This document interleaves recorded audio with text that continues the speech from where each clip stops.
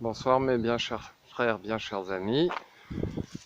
Nous avons un papouche qui vient participer à la troisième partie de la vidéo sur la résurrection de notre Seigneur Jésus-Christ et l'apparition à Sainte Marie. Donc nous en étions au témoignage de Saint Jean qui dit qu'il était présent au moment du coup de lance dans le cœur, pour dire que Jésus était vraiment mort et que c'était un vrai miracle. Alors, comme le soir approchait, Joseph, riche habitant d'Arimathie, homme bon et juste, qui attendait aussi le royaume de Dieu, était disciple de Jésus, mais en secret. Un pharisien, parmi les 3 pharisiens, secrètement disciple de Jésus en fait. Allez voir sur Wikipédia. Donc le deuxième c'est Nicodème, et j'ai oublié le troisième. Alors il était disciple en secret par crainte des Juifs, et il n'avait consenti ni au complot ni aux actes des autres. Il avait été droit à Pilate et avait réclamé hardiment le corps de Jésus. Pilate, surpris qu'il ait sitôt succombé, avait fait venir le centurion pour lui demander si Jésus était déjà mort, ce qui fut confirmé. Alors il remit le corps à Joseph. Nicodème, un autre pharisien secrètement disciple de Jésus, qui avait visité Jésus pendant la nuit lors d'une précédente fête à Jérusalem, il apporte un mélange de myrrhe et d'aloès d'un poids d'environ 100 livres. Donc une grosse quantité qui coûte très cher. Joseph, qui avait acheté un voile de lin très fin, donc c'est le linceul de Turin, détacha Jésus de la croix, puis tous deux l'enveloppant dans le linceul avec des parfums et des bandelettes. Puis ils allèrent l'ensevelir selon la coutume des Juifs, dans un jardin près du lieu du sacrifice de la croix, dans un tombeau appartenant à Joseph. Ce sépulcre était neuf et n'avait servi à personne, était creusé dans le roc. Comme le jour du grand préparatoire au sabbat finissait et que ce sépulcre était proche, ils y déposèrent Jésus, ils roulèrent une grosse pierre et s'éloignèrent quand les étoiles commençaient à luire. Assistèrent à la scène Marie-Madeleine, Marie, mère de Jacques et de Joseph, et les femmes qui étaient venues de Galilée avec Jésus, elles qu'on appelle les femmes saintes. Alors par exemple à la résurrection, on parle d'elles en termes de les femmes saintes, mais en fait le matin quand elles y sont allées, elles avaient perdu la foi, donc elles avaient mis leur sainteté de côté. Enfin, c'est une parenthèse. Donc, toutes ces femmes se retirèrent pour préparer les aromates et parfums. Mais conformément à la loi du sabbat, elles devaient prendre ce jour comme repos et y revenir le dimanche matin. Le lendemain, les princes des pharisiens s'étaient réunis et ils allèrent trouver Pilate. Ils lui disent qu'ils se souviennent que de son vivant, ce séducteur, en parlant de Jésus, a dit qu'après 3 jours, il ressusciterait.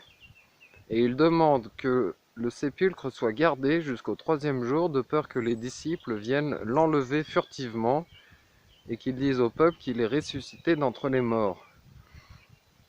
Et que cette tromperie serait encore pire que la première. Pilate ordonne aux gardes d'y aller. Et il est excédé, car ils l'ont forcé à faire ce qu'il ne voulait pas. Les Juifs placent des scellés et des gardes devant le sépulcre. c'est encore une preuve que la résurrection est tout à fait réelle.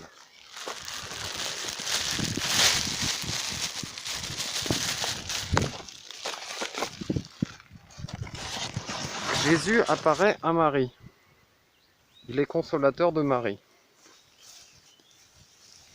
Ça nous dépasse de nous représenter cette amitié entre ces deux êtres, entre un homme-dieu et une mère de Dieu.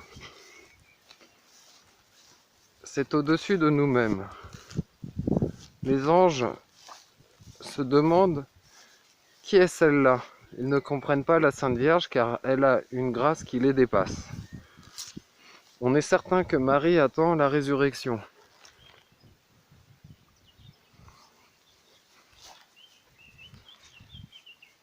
Alors, la Sainte Mère de Dieu s'est préparée avec un ardent désir de la venue de son divin Fils. Considérons la foi vive dans son cœur. Elle n'a aucun doute qu'il va ressusciter. Ni hésitation, ni perplexité, comme les saintes femmes et les apôtres, qui eux ont des hésitations et des perplexités. Sainte Marie connaît les paroles que son Fils a dites, et elle a la foi. Il a dit maintes fois qu'il allait ressusciter. Elle s'attend à la résurrection pour le 3e jour.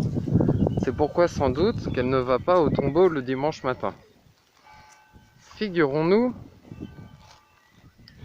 son grand désir, ses vives ardeurs. Pour les comprendre, il faut comprendre le cœur d'une mère, et surtout le cœur d'une telle mère. Le patriarche Jacob, aspirant de revoir son fils, dans Genèse 20, 43, ou Tobie attendant son fils, dans le livre de Tobie, ne sont que des images très imparfaites de l'attente de Marie. Ces longues et ferventes prières, comme l'épouse dans le Cantique des Cantiques, elle dit dans son cœur « Que mon bien-aimé vienne dans son jardin et mange du fruit de ses arbres. » L'amour unit, elle est encore unie à l'âme vivante de notre Seigneur Jésus-Christ, même en l'absence du corps. Saint Thomas d'Aquin dit « Par l'amour, l'ami est présent dans le cœur de l'amant et vice-versa. » Elle a Jésus dans son cœur, mais elle voulait le voir. C'était son enfant. Ses foi et ses désirs, elle les offre à Dieu, dans les prières, comme elle le faisait avant l'incarnation. Le Sauveur apparaît à Marie, et il la console. On peut être certain qu'elle a récupéré les reliques, le linceul, les clous, la couronne d'épines. Et elle considérait tout cela. Elle avait encore le sang de son Fils devant elle. Elle avait le droit d'avoir tout cela, plus que les apôtres. Elle a insisté certainement pour les avoir. On peut s'imaginer Sainte Marie devant ces reliques, avec le cœur traumatisé, mais quand même avec une foi vive et un amour de Dieu incroyable. Mais on voit par la fenêtre le calvaire au loin, avec les 3 croix vides. C'est un tableau qui représente bien la situation. C'est pourquoi les reliques sont arrivées jusqu'à nous. La couronne d'épines à Paris, le sang du cœur de Jésus à Bruges, sachant que pendant 300 ans, il devenait liquide à 13 h tous les vendredis. Donc c'est un miracle et Dieu prouve que c'était vraiment que c'est vraiment le sang du Christ. Donc à la résurrection, Jésus va reprendre le sang qu'il a versé avant sa mort, mais pas le sang qu'il a versé après sa mort. La Sainte Vierge va toute sa vie continuer la contemplation de son Fils. Ça ne va plus la lâcher. C'est comme ça qu'elle a racheté les âmes avec son Fils, et lui avec elle. Imaginez-vous le plus vite possible. Avant le lever du soleil, Jésus vient visiter sa mère le dimanche matin, le 3e jour, corps et âme, avec son corps qui vient d'elle. Quelle consolation de voir le corps restitué et en telle gloire. On va voir cela si on va au ciel. C'est son humanité glorieuse, mais qui est digne d'un Dieu, digne d'un roi de l'univers. Il la rend heureuse, en prouvant par sa présence que son Fils est vivant, qu'il est heureux et qu'il aime sa mère. Jamais le Sauveur n'a révélé aussi pleinement, aussi tendrement qu'à Marie, la gloire de la résurrection. N'est-il pas permis de penser qu'il l'éleva à une contemplation plus sublime, à une jouissance plus douce de sa propre gloire? On a autant de consolation, de grâce et de gloire qu'on a subi le vendredi saint avec Jésus. Le bonheur de Pâques est proportionné à la participation au vendredi saint. Sans doute lui révéla-t-il aussi pourquoi il demeurait encore quelque temps sur la terre, montrant à Marie la part qu'elle aurait à son œuvre. Il a aussi certainement parlé de Saint Joseph, qu'il est allé chercher dans les limbes, ce qui console aussi grandement la Sainte Vierge. Savoir que Saint Joseph est enfin avec Jésus et qu'il va bientôt monter au ciel avec lui. C'est son époux, donc ils ont un très grand amour. Le mariage unit non seulement les corps, et là c'était un mariage vierge, mais aussi et surtout les âmes. La joie de son cœur maternel, grâce aux effets de cette apparition, une consolation et joie si vive et si grande que pour les porter et les goûter sans faillir, il faut une âme nourrie, enrichie comme celle de Marie, de tous les dons du ciel. C'est une joie toute pure et toute spirituelle, dont l'unique objet est le Sauveur et sa gloire. C'est une joie calme, intérieure, discrète, stable. À ce qu'il semble, Marie ne parle à personne de cette apparition, parce que c'est indicible. Comme toujours, elle garde et médite toutes choses en son cœur. Enfin, c'est une joie noble et parfaite qui s'étend aux apôtres et à nous-mêmes. Marie se réjouit de tous les dons que la résurrection nous apporte. Elle s'associe avec bonheur à tous les témoignages de bonté, de miséricorde que le Sauveur donna à ses serviteurs. La grâce que l'on demande donc pour cette méditation, c'est une participation à la joie de notre Mère pour plus courir vers le ciel. Puisqu'elle est notre Mère, elle ne demande pas mieux. Voilà les amis, c'est la fin de la méditation sur la résurrection et sur l'apparition, la première apparition de notre Seigneur Jésus-Christ à sa très chère et tendre mère. Alors on va essayer qu'Annès vienne nous dire bonjour. Annès, tu viens? Annès, tu boudes? Tu fais du boudin, Annès? Viens? Tu viens? Qu'est-ce qu'elle a, Annès? Elle vient pas nous dire bonjour? Hein? Eh oui, elle veut venir. Viens. Viens, ma fifi. Allez, viens. Qu'est-ce que tu fais, Annès? Viens dire bonjour. On te voit plus? Hein? Alors, on te voit plus? Mais qu'est-ce que c'est que ça? C'était une belle Annès, dis donc. Allez, viens, ma fille, viens. Bah, Annès, pourquoi elle bouge pas, Annès? Viens. Là. Allez, allez. Annès est têtue, dis donc. Elle est têtue, Annès. Allez, viens, Annès, viens. Viens là, viens. Viens dire bonjour. On l'embête, Annès. Elle s'en fiche, Annès. Viens. Ah, ça me ferait plaisir qu'elle vienne, Annès. Allez, viens. Fifi.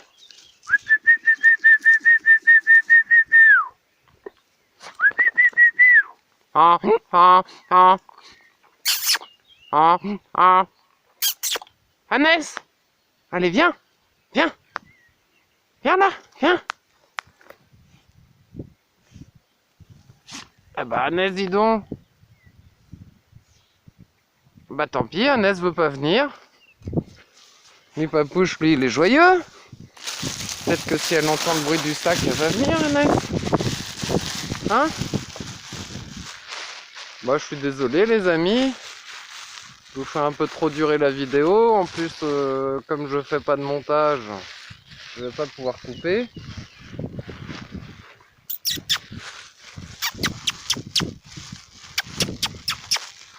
Est-ce qu'elle est intéressée, Annès? Annès, elle est comme ça. Des fois, elle est joyeuse. Des fois, elle est affectueuse. Puis des fois, elle reste de loin. Elle vient pas trop communiquer. Peut-être qu'elle a rien à dire, Annès. Hein? Ou peut-être qu'elle est congelée, Annès.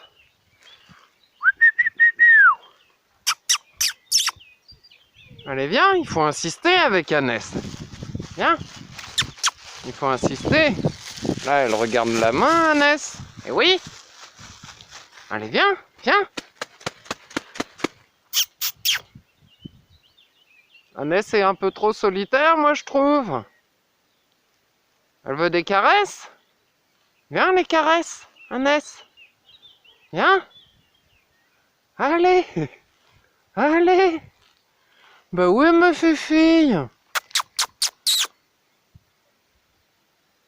Ah, je suis dégoûté, ça fait 3-4 jours que je la vois pas. Et puis alors là, elle est là, mais elle est têtue, hein. Annès, tu viens? Allez, viens. Annès, Annès. Bon, bah elle va pas venir, hein. Qu'est-ce que tu veux? C'est l'heure de dormir pour Annès? Et donc? Papouche, tu vas la chercher, Papouche, ta copine? Là-bas? Allez, va. Allez. Bon, bah les amis, bien chers frères, bien chers amis, apparemment j'ai pas la fibre avec le langage équidé.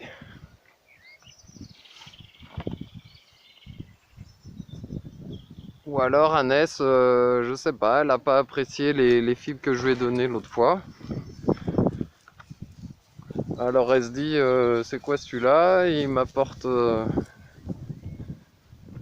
quelque chose que j'aime pas. Donc des fois quand on offre quelque chose à quelqu'un, on croit faire plaisir et puis en fait on se fait plus plaisir à soi qu'à l'autre. Bah, d'ailleurs il y a un adage qui dit ne me donne pas ce que je demande car ce que je demande n'est pas ce que je veux. Et donc Annès en fait c'est la tranquillité qu'elle veut là apparemment. Peut-être qu'elle me dit que je viens trop tard le soir et qu'elle voudrait plutôt me voir dans la journée. Hein, chacun ses horaires, Annès?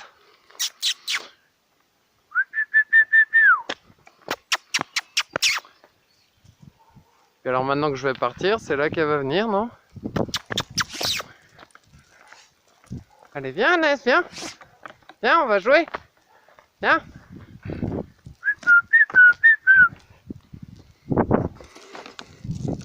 Bon, Papouche, lui, il est fidèle au moins. Lui, Papouche, il se fait pas prier, hein?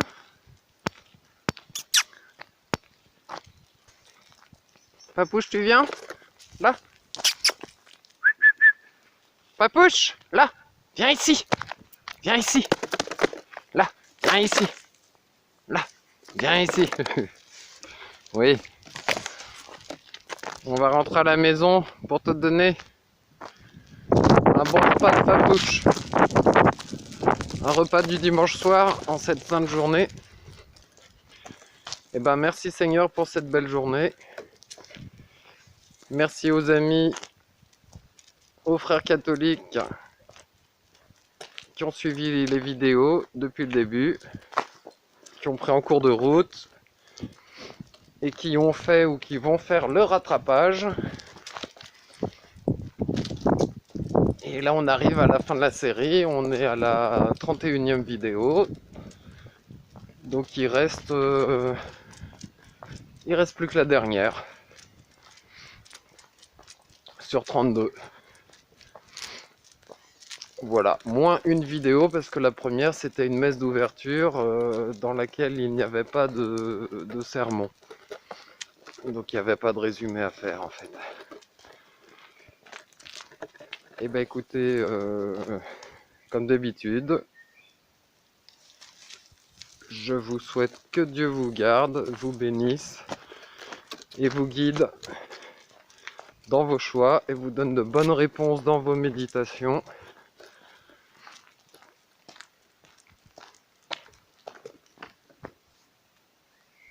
Et que vous participiez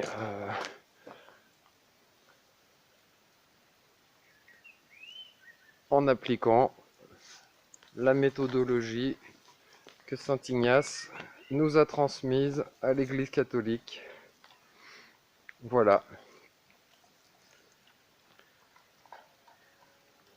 Et puis là, on voit que Papouge est un petit peu végétarien à 16 heures. Écoutez, je vais écourter. Ça me fait plaisir d'être un peu encore avec vous, mais je vais vous dire bonne soirée, union de prière, que Dieu vous garde. À bientôt.